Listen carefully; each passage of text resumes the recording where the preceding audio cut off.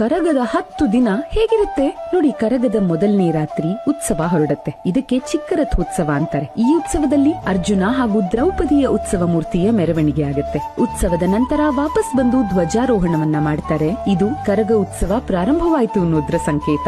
ಇದಾದ ನಂತರ ವಹ್ನಿ ಕುಲದ ಮನೆತನದ ಮನೆಗಳಿಗೆ ಹೋಗಿ ಅವರನ್ನ ಕರಗಕ್ಕೆ ಆಹ್ವಾನಿಸ್ತಾರೆ. ಇದು ಸಂಪ್ರದಾಯ. 2ನೇ ದಿನ ದೇವಾಲಯದ ಉತ್ತರ ದಿಕ್ಕಿಗೆ ಹೋಗಿ ಅಲ್ಲಿ ಕರಗದ ಗುಂಡಿ ಇರುತ್ತೆ, ಅಲ್ಲಿ ಪೂಜೆ ಮಾಡಿ ಸ್ನಾನ ಮಾಡಲಾಗುತ್ತೆ. 8 ದಿನಗಳು ಈ ರೀತಿ ಎಲ್ಲಾ ದಿಕ್ಕಿಗೂ ಪೂಜೆ ನಡೆಯುತ್ತೆ. ಇದು ಪುಣ್ಯ ಸ್ನಾನ. ಪ್ರತಿನಿತ್ಯ ಒಂದೊಂದು ದಿಕ್ಕಲ್ಲಿ ಇರೋ ದೇವಸ್ಥಾನಗಳಿಗೆ ಹೋಗಿ ಅಲ್ಲಿ ವಿಶೇಷ ಪೂಜೆಯನ್ನ ಮಾಡಬರ್ತಾರೆ. ಇದೇ ಸಂದರ್ಭದಲ್ಲಿ ಕರಗದ ಪೂಜಾರಿ ಜೊತೆ ಅವರ ಜೊತೆ ವೀರಕುಮಾರರು ಅಂತನ್ನಿಸ್ಕೊಂಡ್ರವರು ಸಹ ಇರ್ತಾರೆ. ಸ್ನಾನದ ನಂತರ ಮರದ ಹಸಿ ಟೊಂಗೆಯನ್ನ ರಸ್ತೆಯಲ್ಲಿ ಹಿಡಿದು ಓಡಿ ಬರುವಂತಹ ಸಂಪ್ರದಾಯ ಇದೆ. ಇನ್ನು 6ನೇ ದಿನ ಹೆಣ್ಣು ಮಕ್ಕಳು ತಂಬಿಟ್ಟು ಮಾಡಿ ತಂದು ಧರ್ಮರಾಯ ಸ್ವಾಮಿ ದೇವಸ್ಥಾನದಲ್ಲಿ ಶಕ್ತಿ ದೇವತೆಗೆ ನೈವೇದ್ಯಕ್ಕೆ ಅಂತ ಇಟ್ಟು ಅದರಲ್ಲೇ ನಿಂಬೆಹಣ್ಣಿನ ಆರತಿಯನ್ನ ಕೂಡ ಬೆಳಗುತ್ತಾರೆ. ನಂತರ ವಹ್ನಿ ಕುಲ ವಂಶಸ್ಥರು ಯುದ್ಧದ ಸಲಕರಣೆಗಳನ್ನ ಪ್ರದರ್ಶನ ಮಾಡ್ತಾರೆ. 7ನೇ ದಿನ ಚೈತ್ರ ತ್ರಯೋದಶಿಯ ದಿನ ಹಸಿ ಕರಗ. ರಾತ್ರಿ 12ಕ್ಕೆ ದೇವಿಯನ್ನ ಕರಗಕ್ಕೆ ಆಹ್ವಾನಿಸ್ತಾರೆ. ಕರಗದ ಪೂಜಾರಿ ದೊಡ್ಡ ಮಡಿಕೆಯನ್ನ ಸೊಂಟದಲ್ಲಿ ಇಟ್ಕೊಂಡು ತಿರುಗ್ತಾರೆ.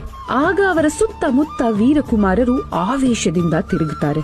8ನೇ ದಿನ ಹೆಂಗಸರಿಂದ ದೇವಿಗೆ ಪೊಂಗಲ್ ಸೇವೆ. ಕೋಪಗೊಂಡಿರೋ ದ್ರೌಪದಿ ದೇವಿಯನ್ನ ಶಾಂತಗೊಳಿಸೋ ಪ್ರಯತ್ನ ಇದು. ಶಕ್ತಿ ದೇವಿ ಅವತರಿಸುವಾಗ ಕೋಪದಿಂದಲೇ ಅವತರಿಸ್ತಾಳೆ. ಹಾಗಾಗಿ ಪೊಂಗಲ್ ನೀಡೋ ಮುಖಾಂತರ ಆಕೆಯನ್ನ ಶಾಂತಗೊಳಿಸಲಾಗುತ್ತೆ. 9ನೆಯ ದಿನ ಚೈತ್ರ ಪೌರ್ಣಮಿ. ಅವತ್ತು ಸಂಜೆ ಅರ್ಚಕರನ್ನ ದ್ರೌಪದಿ ರೀತಿ ಅಲಂಕಾರ ಮಾಡ್ತಾರೆ. ಇವರ ಜೊತೆ ವೀರಕುಮಾರರಿಗೆ ಹಾಗೆ ಅವರ ಕತ್ತಿಗಳಿಗೆ ಗೌರವ ನೀಡಲಾಗುತ್ತೆ. ಮಧ್ಯರಾತ್ರಿ ಅರ್ಚಕರು ಹೂಕರಗವನ್ನ ಶಿರದಲ್ಲಿ ಧರಿಸಿ ಅಲಸೂರು ಗೇಟ್ನ ಆಂಜನೇಯ ದೇವಸ್ಥಾನಕ್ಕೆ ಬಂದು ಅಲ್ಲಿ ಪೂಜೆಯನ್ನ ಸಲ್ಲಿಸಿ ಕರಗ ಹೊತ್ತು ಬೆಂಗಳೂರಿನ ಗಲ್ಲಿ ಗಲ್ಲಿಗಳಲ್ಲಿ ಕರಗ ದರ್ಶನವನ್ನ ಮಾಡಿಸ್ತಾರೆ. ಮರುದಿನ ಬೆಳಗ್ಗೆ ಧರ್ಮರಾಯ ದೇವಾಲಯಕ್ಕೆ ವಾಪಸ್ಸಾಗಿ ಕರಗ ಶಕ್ತಿಯೋತ್ಸವಕ್ಕೆ ಮಂಗಳವನ್ನ ಹಾಡ್ತಾರೆ. 10ನೇ ದಿನ ಮಧ್ಯಾಹ್ನ ಧರ್ಮರಾಯ ದೇವಸ್ಥಾನದಲ್ಲಿ ಓಂ ಸ್ವಸ್ತಿಕ, ಸೂರ್ಯ ಹಾಗೂ ಚಂದ್ರರ ಆಕೃತಿಯಲ್ಲಿ ಕರ್ಪೂರವನ್ನ ಹಚ್ಚುತ್ತಾರೆ. ಇದು ಬೃಹತ್ತಾದ ಕರ್ಪೂರಗಳು. ಇನ್ನು ಕರಗದ ಪೂಜಾರಿ 6 ತಿಂಗಳುಗಳಿಂದಲೇ ಧ್ಯಾನ ಯೋಗಗಳಿಂದ ಇರ್ತಾರೆ. ಕುಟುಂಬದಿಂದ ದೂರ ಇರ್ತಾರೆ. ಮಾಂಸ ಮಡ್ಡಿ ತಿನ್ನೋದಿಲ್ಲ. ಕಂಕಣ ಕಟ್ಕೊಂಡ ಮೇಲೆ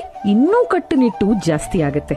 ಇನ್ನು ವೀರಕುಮಾರರು ಇವರು ಕೈಯಲ್ಲಿ ಕತ್ತಿ ಹಿಡಿದು ಧೀರ್ ಧೀ ಅಂತ ಕೂಗ್ತಾ ಕರಗದ ಪೂಜಾರಿಗೆ ಶಕ್ತಿ ತುಂಬೋದೇ ಇವರ ಕೆಲಸ. ಇವರೆಲ್ಲರೂ ಕರಗದ ಮೊದಲನೇ ದಿನ ಕಂಕಣ ಕಟ್ಕೊಂಡು ಕುಟುಂಬದವರಿಂದ ಹೊರಗಿರ್ತಾರೆ. ಈ ವರ್ಷದ ಕರಗದ ದಿನಾಂಕ ಡಿಸ್ಕ್ರಿಪ್ಷನ್ ನಲ್ಲಿ ಮೆನ್ಷನ್ ಮಾಡಿರ್ತೀನಿ, ನೋಡಿ ಮತ್ತು ಬೆಂಗಳೂರು ಕರಗದಲ್ಲಿ ಭಾಗಿಯಾಗಿ.